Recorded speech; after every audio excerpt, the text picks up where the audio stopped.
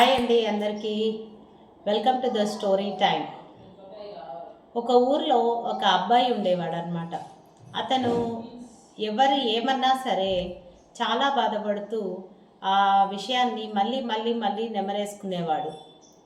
అయితే అతను ఒక 20 సంవత్సరాలు వచ్చేసరికి అవన్నీ కూడా విని విని అతనికి డిప్రెషన్ వచ్చేసింది. ఇంకా జీవితం మీద విరక్తి పుట్టేసింది. 20 ఏళ్ళకి ఎప్పుడైతే చలాకీగా ఉండకుండా అతను చాలా బాధపడుతూ ఉండేవాడు.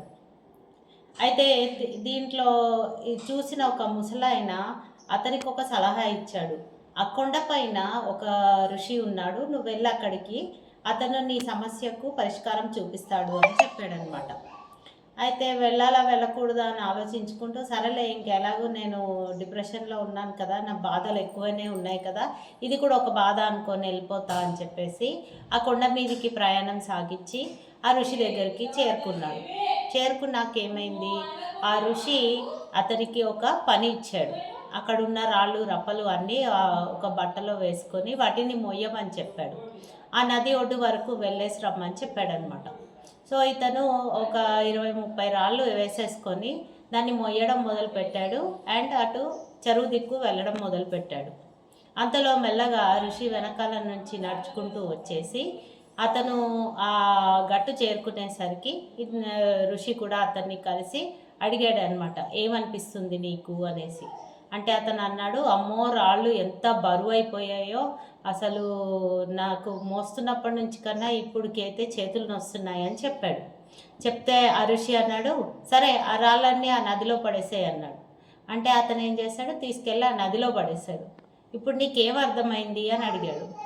నాకు ఫస్ట్లో అయితే ఏమనిపించలేదు, కానీ దారి పొడుగునా వెళ్తూ ఉంటే ఆ బరువు అనేది ఎక్కువైపోతుంది అనేది చెప్పాడు అతను. చెప్పిన తర్వాత, మరి ఇప్పుడు రాళ్ళు పడేసావు కదా, ఇప్పుడు ఎలా ఉంది అంట.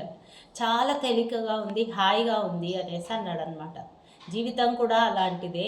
ఎవరైనా ఏమన్నా అంటే దాన్ని పట్టించుకొని దాన్ని మళ్ళీ నెమరేసుకొని బాధపడే కన్నా అక్కడికక్కడే నాకు వద్దు అని వదిలేసావనుకో, నీలో ఎంతో మార్పు వస్తుందని చెప్పి పంపించాడు.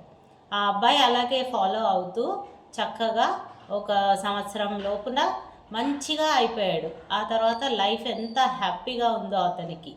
మనం కూడా అంతే అండి. ఎదుటి వాళ్ళు ఇలా అన్నారు అలా అన్నారని పట్టుకొని పాకులాడి బాధపడే కన్నా, సరే వాళ్ళు ఏదో అన్నారు, తెలుసో తెలియక అన్నారు అనేసి వదిలేసి ముందుకు సాగితే జీవితం ప్రశాంతంగా ఉంటుంది. Thank you and have a great day.